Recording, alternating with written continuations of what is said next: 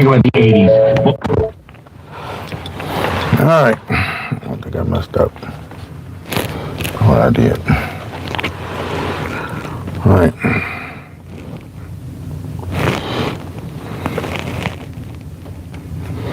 It's going to have to be tight.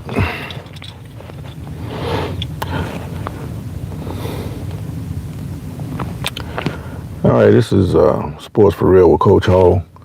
I misspoke yesterday. I said that the draft was starting yesterday, but it's actually starting tonight. And teams, they've been using this time to get all wrapped up for the draft. They're pretty much saying that the first two picks are taken up. I know Cooper Flagg is set to go to the Mavericks, and I forget the name of the second pick. It's supposed to go to the Spurs, and after that, it's up in the air.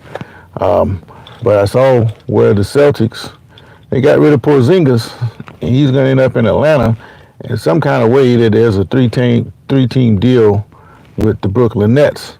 And what that essentially means is the Nets have another number one draft pick. So it looks like tonight that the Nets will have 5 first-round picks. So 1/6 of tonight's draft is going to be Brooklyn Nets.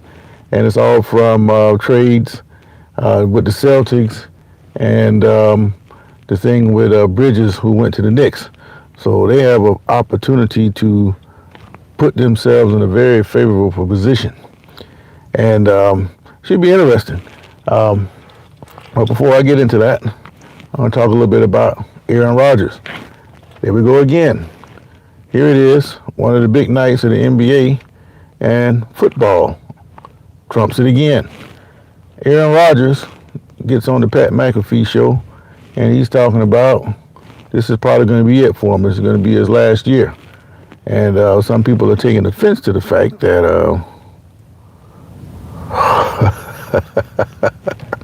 hey, I get that with the Lamar Jackson edit thing. That's funny. I'm trying to avoid the sun, but if I don't do it now, I'm going to run out of time. So I'm just going to have to deal with a little bit of light here. But what I was saying is Aaron Rodgers has stolen the spotlight from the NBA draft, and he's come out on the Pat McAfee show and say he's pretty much, this is going to be it for him. That's why he signed a 1-year deal. And he's putting the information out there with some believe that he wants this farewell tour, which is the reason why he's announcing it now. And the criticism that he's getting is that he's not focused on winning the championship. He just wants to have the adulation and the pats on the back for a career that he performed pretty well in. And I don't know if I agree with that. I mean, if you're going to play a dangerous sport like football, you want to try to get all you can out of it, other than just a slap on the back. He's married now. He's had a great career. Should have plenty of money in the bank. So why do you need extra congratulations from outsiders? It doesn't make a whole lot of sense to me. So I think that Pittsburgh will make a serious run for the championship. If they don't make the playoffs, then expect them to sit Rodgers down and usher him out the door before the end of his playing time. But I do know one thing. If it doesn't work out, Rodgers, he's going to probably be taking Tomlin with him. Tomlin's been there damn near 20 years, and I think it's probably time for him to sail on out with Rodgers and head on down the Sunset Trail. Not that he's doing a bad job, it's just that once you've been in a position for a certain amount of time, you know, you kind of get stale in your position. So the team just might consider moving on in a situation like that. And I think that's what's going to happen. But if they pull it off and they go deep into the playoffs and they have a chance to make some real noise, then I think both of them might just wind up back on the sidelines next year. But I just thought it was interesting that he would come out and say that this is probably it. And looking at his age, I don't think he really had to make a statement. We probably knew it was going to be his final year. And I think that the only thing that will prevent him from sailing off is if they somehow get so close to the championship that you just have to come back the next year. But that's just something that we're going to have to wait and see on. But kind of kick the NBA playoffs back a little bit. And as always, football is more important than basketball. Basketball, again, is just something else to do until football comes back around. Now that that is gone, you got a little dead period here where you got your NBA draft, still some headlines back. And then I don't know if you guys are interested or not, but the Tour de France, that kicks off next week. And that'll take us up to the end of July. Camps will be open then. Suffer through preseason. Hey, man, it's time to play some football for real. And that's what it's really all about. But going back to the draft, like I said, the Nets are going to have 5 first-round picks tonight, getting that extra pick from Porzingis. And it should be interesting to see what they do with that draft. Now, I don't think they're going to wheel and deal to try to get more picks out of that. I think 5 is more than enough. So I'd be interested to see what they do. But the most interesting thing that took place from the events that took place yesterday, the Denver Nuggets president of operations, or whatever you want to call him, Kroenke, he gets up and he utters the possibility that it could be a Jokic trade. Nobody prompted him to do that. There's no reason for him to say that. And people are looking at him sideways like, why would you even make a statement like that, especially unprovoked? No reporter was ever going to ask that question because they know the possibility is remote.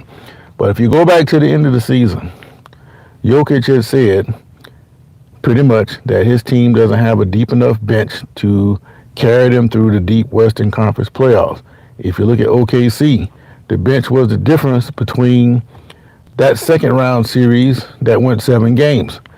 You can't really stop Jokic, but he has to have some consistent contribution from his teammates, primarily the bench. Well, Murray is supposed to be his top sidekick, but Murray comes and goes like the sun. You don't know what the hell Murray is going to do. And I always heard he was a great player, but I didn't really see what he was doing until I started fooling around trying to hit some of those parlays. Murray is not very reliable. If you're looking for a number 2 scorer, you want your 2 scorer to be consistent throughout the game. But I saw several times, just by watching the score lines, Murray would have 1 point this game in the first half. You might have 3 the next. And there was several when he had less than 5. And I'm thinking, well, if he's supposed to be the number 2 scorer, how is it that the Nuggets can depend on this guy? Well, his name kind of is tossed up into that because he basically, the Kroenke guy basically said that Jokic pretty much got a choice. No, we can redo your deal now. And if we did your deal now, you probably not going to have the players that you need to help you on the team now. They're not going to be there. And there won't be much to sign other players in that second tier moving forward. But if you wait, maybe we can get rid of some of these dead baggage that you talk about and go out and get some better players, and we have more money to sign for you later.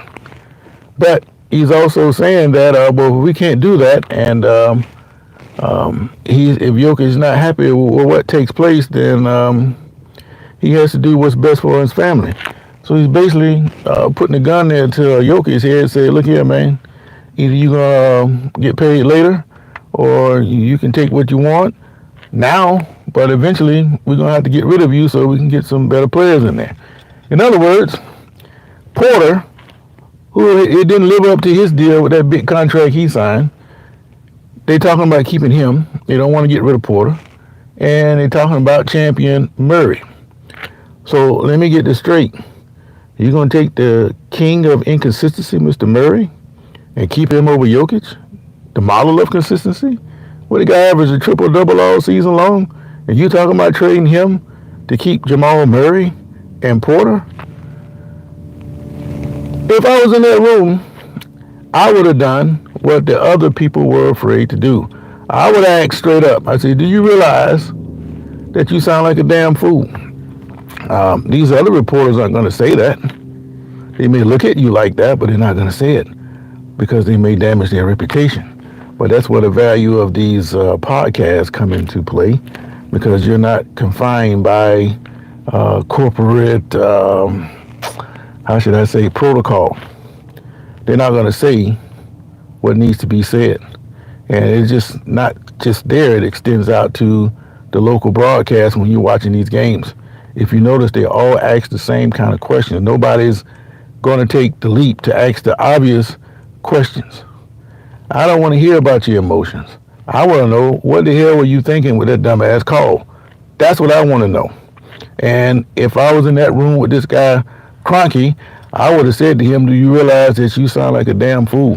Why would you get rid of Jokic? Are you trying to go the way of the Mavericks, who got rid of Doncic, a very young Doncic, and bring in Anthony Davis to replace him? Because you're concerned about injuries? Well, Davis was the king of injuries. He's always hurt. Matter of fact, the first game he played for the Mavericks, he got hurt. And you're going to depend on that and get rid of a young guy? Now, I saw the flaws with Doncic. The kid, he doesn't play defense. And unless he makes the commitment to be a better defensive player, he's going to get isolated in the playoffs every year, and people are just going to drive right by him. Now, I granted that some teams you just can't beat.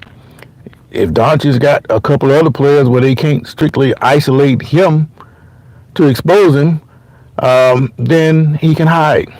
But if it's just him, there's nothing, he can do from being exposed. Now, LeBron, if he was a little younger, maybe that would help. But I don't know how much longer he's going to play, especially with this new ownership taking place with the Lakers. If you don't know what I'm talking about, was it last week they announced that the Buss family at Seoul, the team, major ownership of the team to the team that owns the Dodgers. I forget the name of what the guy's name is, but they're getting $10 billion behind that. So they're going to be making all the decisions, which kind of put LeBron up in the air. If you know that Doncic is now the leader of the team, you need to build around him and ship old LeBron on out the door. But I think LeBron, what he might be trying to do is make it 2 more years.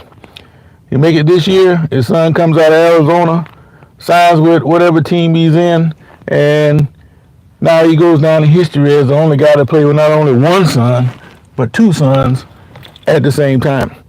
That would be great, but that would mean more to him than people that really care. If the kids can't play on the NBA level, who really gives a damn? I mean, that's great for him, but overall, beyond the aesthetics, it doesn't mean a whole lot to somebody who wants to see a certain level of play from their team. But Doncic is a perfect example of what could happen to the Nuggets if they were foolish enough to get rid of him. And it'd actually be worse because, like I said, Jamal Murray, he's injury prone, he's inconsistent. Porter's not living up to his contractual obligations. And for him to even bring that up is beyond logical. And it makes me wonder again how some of these people get into these positions to do some of the things that they do. But I guess it's like some of the NBA players, once you make a certain amount of money, hell, it don't make a difference what you do. What you're going to do, cut him? His contract's guaranteed. So unlike football players don't have the luxury of having those guaranteed contracts. And speaking of that, it's being reported now that the NFL owners have been exposed for colluding to keep certain items out of the veteran players' contracts to keep the salaries low. They don't want it to get to the point like it is with the NBA, so they can collude together to make sure that salaries don't spiral out of control. And it was primarily because of the Deshaun Watson contract deal when all this stuff took place. But it's still happening anyway because you see the quarterbacks, they're now getting $50 million. I mean, are they really worth $50 million? Of course they aren't. But if the league is making the money that they make is really a drop in the bucket to these owners, and it just means that the rest of the players just won't get a whole lot. But that's when I think some of the better players, they can step up and start sharing some of that salary with the rest of the team. But again, back to the owner of the Nuggets, it just didn't make sense what he tried to do. And I think what that's going to do is tick off Jokic. And he might just say, man, the hell with the Nuggets. I'm going somewhere else. If it was me, on one of these low-level teams, I'm going to play for Jokic and Giannis. Can you imagine Jokic and Giannis on the same team? Might not be enough balls to go around, but that'll be a team that you can't contend with down low. All right, let's see what some of these comments say. I don't think his youngest son is gonna want it done. Well, why not? They say his second son is better than the first one. I think the first one was rushed out there, and I don't think he can handle the pressure, which is the reason why I think he had that heart attack. Too much pressure on the kid. All right, he'll probably be a 3-4 year college player. Well, it would be nice, but like I say, if LeBron is trying to get both his players on the court with him, then I think he is going to be coming out real soon. And there's really well, I put it this way.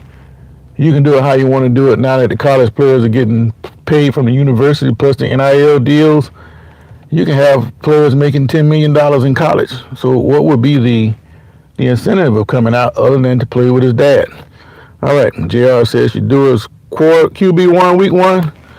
I don't know. I heard he's doing pretty good. And I thought that whatever happens, they're going to start either Flacco or Pickett.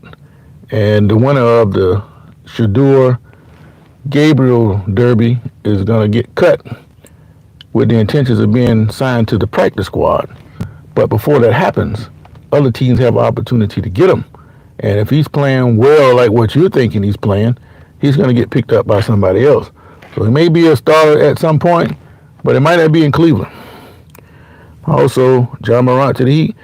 Oh, I didn't know that. I didn't know they sent John Morant to the Heat. But that's another thing that that might be a good move for the Heat. But you have to question, what the hell is Memphis doing? I mean, you're pretty much getting rid of all your players. They sent Beal down to the Magic. And the other guy that's left, Jackson, he's the only one left. They try to get rid of him too. So that's going to leave Zach Edey as the man in Memphis. Now, he can do it. He's got the offensive talent to do it. And you got to get his legs under him in his rookie season. So he might be a future Jokic type player. But I don't think I would have got rid of Morant. I mean, he's kind of puzzling at times, but I wouldn't have got rid of him. Young Goat State teams who played together for a long time make it further in the playoffs nowadays. I don't know about that. I mean, you could bring in 3 players, like that big 3 idea, and you could transform a team pretty much overnight. You see that it takes more than one player to do that on a professional level. But if you bring in a player or 2 in college, and I know from personal experience, I've seen it 1,000 times, one player make all the difference, even in high school football. High school football, basketball, one player really can't be stopped. All you need is a little bit of contribution from the others, and it's going to be hard for you to stop them. So if you get 3 players that come to a team that's superstars, you can transform a team overnight. I just gave you a perfect example. Just imagine Giannis and Jokic on the same team. Who's going to stop that? All you need is a guard that can handle the ball and hit some timely shots from the outside. Hell, Jokic can shoot a 3. Giannis can shoot a 3. And you post one of them up, put one up high, and play in to out all day long. And Jokic is going to feed somebody. So who's to say? But I like to see what Morant's going to do. He's getting better as a player. But it's the off the court stuff that he had to deal with. He seemed to be out there a little bit at times. All right, do you know anything about Deion being missing in Colorado? He went missing in Colorado for those camps because he had blood clots. He's having blood clot issues with his legs. And you know he had those amputations, and he also have had multiple surgeries for other things. So he's got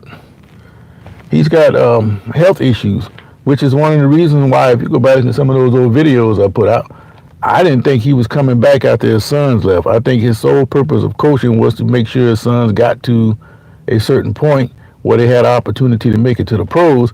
He got that, and he surprised me when he got the recruiting class and bringing in people to help him coach with the intentions of continuing on at Colorado. He surprised me with that because I just knew 4 or 5 years ago that this is what he was going to do, and he proved me wrong in that particular case. He said, I think the Suns are going to move Devin Booker and Bradley Beal and are going into a rebuild. Yeah, they don't want Beal for whatever reason. He's got like a $50 million contract, and they dislike him so much that the talk is it might just be better just pay him and send him on home. They just like him that much, man. They just rather pay the guy and not let him play, you know. I don't understand that or what he did, but that's what they're talking about doing. Now, Booker needs a little bit of help. I don't think they're going to get rid of Booker, but Bill for sure. They don't care for him too much, and I expect him to be gone. But they're going to be rebuilding. But me, I'm trying to get all the talent I can get. It'll be interesting to see what the Suns do with that 10th pick tonight. And I think they're going to keep Booker, but Bill, he's on the clock, man. So I wouldn't be surprising to see him go. All right, let me check this poll. I asked the question, is it smart for the Nuggets to trade Jokic? Hell no, it's not smart. And everybody's agreeing with me so far. It didn't make sense for that guy to come out and even entertain the idea that they would trade Jokic. But that's why some of those people, they destroy teams. You know, even down in high school, a lot of people don't know this. Principals, they determine, you know, what teams take place. You could be working with a team, and I've known this happen to people. You could be working with a team and build them up and be right at the point of a breakthrough, and then some principal gets a wild here and decides, I don't want you to be the coach no more, or get pissed at you, want you to do something, or do extra duty and you don't want to do it, so they take the team from you. Or they get a new principal, and he's got a friend who's been trying to be a head coach, and they bring him in, and he'll destroy the whole damn team. Get rid of you and bring him in because that's your friend. For coaches, a lot of that stuff is going to go away, but it happens all the time, man. Booker's in his prime right now, and the last thing you want Booker to be like Garnett and be on the team for too long that isn't a championship contender. Or Damian Lillard. Well, I can agree with that to a certain extent, but Kevin Garnett has a different mindset from, say, Devin Booker. Not saying that Booker is this way, but he represents a younger generation. By that, I mean, these cats, all they care about is getting paid. They don't give a damn about winning the championship. They're going to try. They're going to make you think that's what they're doing. But the bottom line that they really care about is getting paid. Now, Lillard, I think he wants to win the championship. And I think these players, as they get toward the end of their career and they haven't won a championship, then it would mean more to them. But right now, all they care about is getting paid, man. And it's just the bottom line with these kids, man. And you got to get paid. Take care of that in the off season, but when it's time to play, you got to be playing for a championship. I don't care who you are, but these guys, I don't think they feel that way. I'm old school. Old school people think just like me. We're gonna win the championship, then after the season over with, then we get our money right. But you know, I'm a dying breed to do it. But just to recap, I just wanted to come on and talk about the NBA draft. The Nets. They're going to be the star of the show tonight. They got 5 of the 30 picks. And it'll be interesting to see who they actually go for with those picks.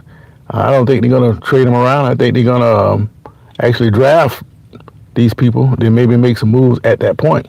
Or bring them into a mini camp and see who really can play on the NBA level. And then wheel and deal from that point. But they're going to start off with 5 right in the beginning. So they got a chance to do something. Can you imagine if they hit 5 home runs tonight? What kind of team the Nets would be moving forward? Cooper Flag, he's slated to go to the Mavericks unless the Mavericks get dumb again and trade him off. And the Spurs, they got the number 2 pick. They already got him listed. I can't remember his name right now. And after that, it's up in the air. So it should be interesting, just like it was for Aaron Rodgers to announce that this is probably going to be his last season. If you're paying attention, you probably could have figured that out anyway. And people think he's doing that to try to get a farewell tour aligned. And I don't know if that's going to happen, but it doesn't really matter. The point for Steelers fans is, can you direct this team beyond the first round of the playoffs? Can you push for a championship? That's what they're looking for. And if he can't get past the first round or he can get to the playoffs, expect Rodgers and Tomlin to be gone when we start talking about this next year.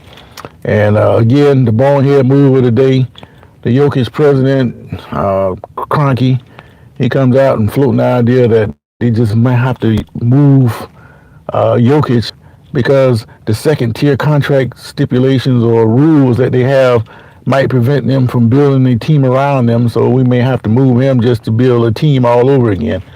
Don't make any damn sense. And of course, those reporters didn't call him out on it. I would have, but that's what they do. Giannis 34 is the top 5 power forward all time. It's kind of hard to say who's the best all time because the way they played in the 60s is different from now. And if you take a Giannis and put him on a 60s team, he's playing a different style of ball and he wouldn't look the same and vice versa. So I don't even get into all that best of all time stuff. All you can do is look at the stat lines, but even the stat lines don't really tell you a whole lot because you're not playing against that person. You might score 30 points a game against Pee Wee, but when Jim come around the corner, you'd be lucky to get 10. So, yeah, you're a Hall of Famer against Pee Wee, but when you start playing against the other greats all the time, your numbers are going to be different. It's the truly great players who can average 30 points a night for their career and translate that to a different era.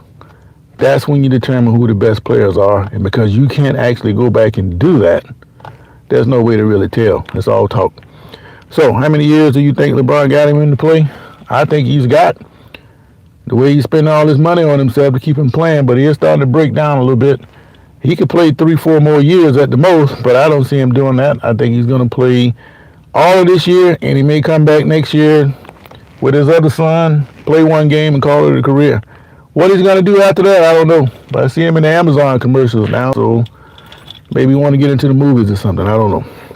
We'll see. But anyway, I didn't think it was smart for this guy to mention the fact that they could trade Jokic, and everybody who has responded, and but a few of you saying the same thing. So nothing surprised there. But if there's any breaking news tonight, I'll come back on, and if some interesting stuff take place in the NBA draft, maybe I can slip back on tonight. But if not, I catch you guys in the morning. Appreciate y'all chiming in with me for a minute or two. If you haven't, please like and subscribe. And I'm going to change my format up on you in the next couple of weeks. I'm going to be hitting the road doing some interesting things in about 3 weeks. Then once the school year starts over again, I got something else planned for you. So stick with the old coach, and I keep you informed. But until then, wherever you are, have a great day, and I'll catch you on the other side. And while you're at it, keep an eye on them Steelers, man.